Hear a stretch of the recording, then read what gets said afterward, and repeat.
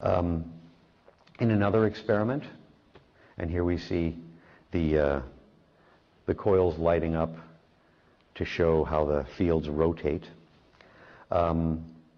This was another experiment involved only siblings, brothers and sisters, sisters and sisters, brothers and brothers. One of them sat in the room with the octopus on their head, getting this stimulation around their head. The other one sat in another room, and their brain was monitored with EEG, electroencephalography. And what they found was that when the person who was in the darkened chamber was asked to pretend that they were touching their brother or sister in the other room, the brother or sister in the other room, they had their EEG respond. Pretend you're touching your brother, and the brother's brain waves show it. Pretend you're touching your sister's brain waves showed it. Again, transmission of information between two brains. This time it didn't take any group of 44 undergrads to rate the pictures for extra credit in their psychology class. This time the EEG showed it, the times matched up perfectly, and there's very little room for skeptics or research critics to find anything wrong with this experiment. And as far as I'm aware, no one has published anything criticizing any of these experiments. And considering how outlandish the results are from the point of view of traditional consensual science, that's really saying something.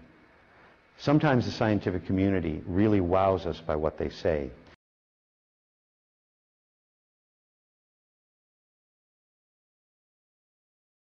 In this case, I'm really wowed by what they didn't say. In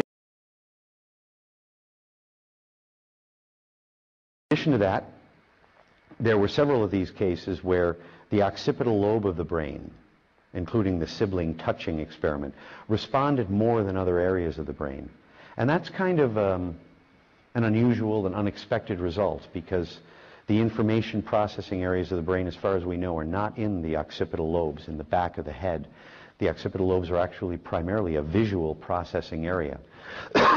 So like any good research, it leaves us with a few unanswered questions that will allow further research. Now, the next result wasn't published.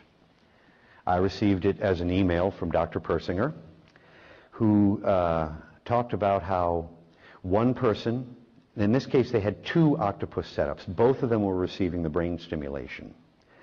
And what they did was one of them sat in a room and looked at a flashing light.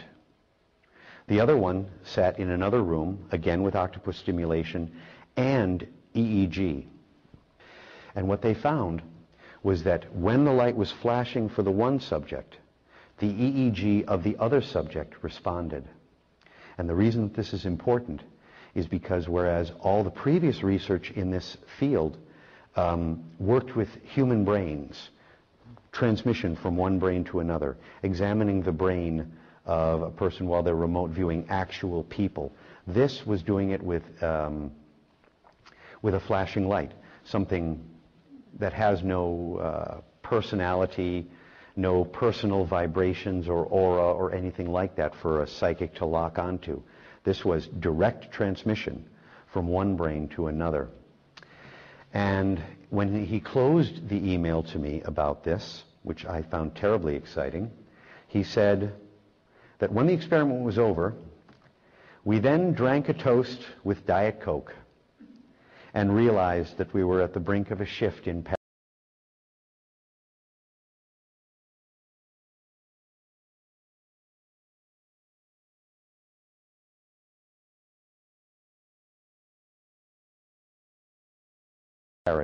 Now, the device that I've been discussing so far is the octopus, the circumcerebral neural stimulation device, Persinger and Koren. This is the Shiva device, and the Shiva device is my own invention based on Dr. Persinger's technology and developed with his full cooperation and support.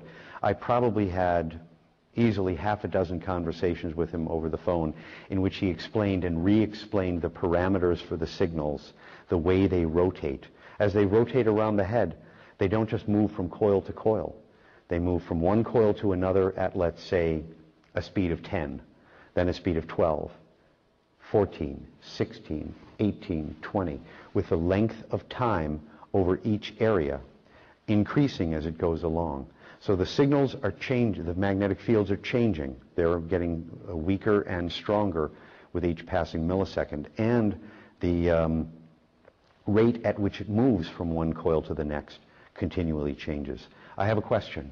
Would you mind touching on the difference between magnetic and electromagnetic for a moment? Yes, I'm very happy to do that. Magnetic fields are a field phenomena. And I'll go over this part quickly because it gets a little boring. But energy in the vocabulary of science is whatever a body, a mass, or a system has that allows it to do work. And work is defined as anything that changes where a force is being applied. And a force is anything that changes inertia. Now, magnetic fields are a force.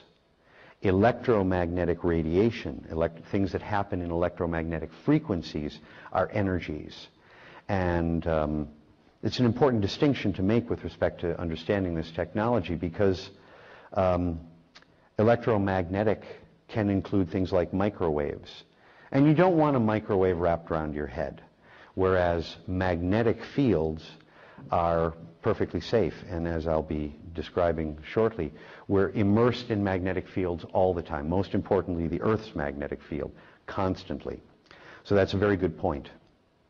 Now, the design for this somewhat complicated arrangement of changing magnetic fields and moving magnetic fields comes from a factor that's at work in the brain called the binding factor.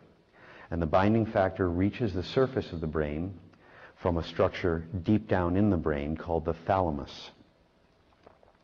And the thalamus operates to unite all of our sensory input, everything from our eyes, ears, nose, tongue, our skin, even our internal senses. How do you know when you have to go to the bathroom? How do you know if you've eaten something you shouldn't have? How do you feel that it's your stomach?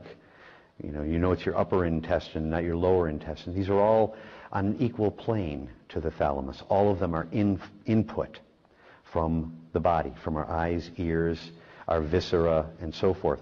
But in addition, two other things get put on an even keel, on an even footing with our senses, and that is our thoughts and our emotions. And the thalamus unites all of this into a single comprehensible entity that we can experience as the input to ourselves. And the binding factor runs from the front of the brain to the back of the brain. Now this is very much slowed down, but it shows you the kind of movement that it makes. And I don't have an illustration that will do it, but if you can think of that big button in the basement of the brain that you just saw as the source of this activity, and that it's kind of sweeping up from the bottom and back across your head over and over again, then you'll have a kind of image of the binding factor. Among neuroscientists, it's often called the 40 hertz component, and that's because it crosses the brain in this way 25 times per second. It has a distinct speed. The reason it's called the binding factor is because it tends to bind together all of the input that comes to us in a way that allows us to be conscious of it, whether in whole or in part. And so it's gotten the name the binding factor for consciousness. Now, in my own work thinking about this and developing a technology that works with it, I want to add something to that, and that is that it also tends to bind us as individuals to our normal repertoire of states of consciousness. You have a range of states of consciousness. Ingo Swann can close his eyes and he can see what's going on with missile silos in Siberia. I can't do that. What's the difference?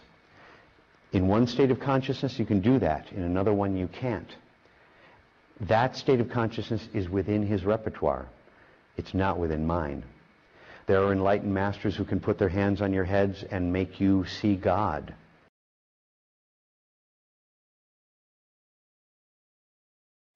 The skill and the state they have to be in order to do that is in their repertoire of states, but it's not in mine. I can't do that.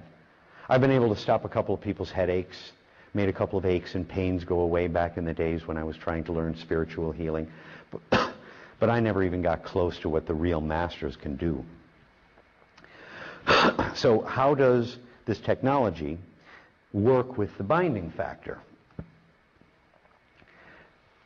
The magnetic fields, the magnetic signals are circulated around the head. As you view the head from above, they go counterclockwise. The binding factor runs front to back. And that means that as these signals are over the right side of the brain, they're running against the grain of the binding factor. And when they're running over the left side of the head, they're running with the grain. So they're not trying to push the binding factor out of the way on the left side, and they are pushing it out of the way on the right side. And the speed at which the signals move from one pair of coils to the next is actually set by the speed at which the binding factor moves. By coming in at around the same speed, not exactly, but at close to it, the brain can become just a little confused about the state of the binding factor. And what that means is that while this is happening, and for a time afterwards, as I'll be getting into, you are no longer bound to your habitual lifetime repertoire of states of consciousness. What you can do with your consciousness when you're receiving this kind of stimulation, this kind of input, very much amplified.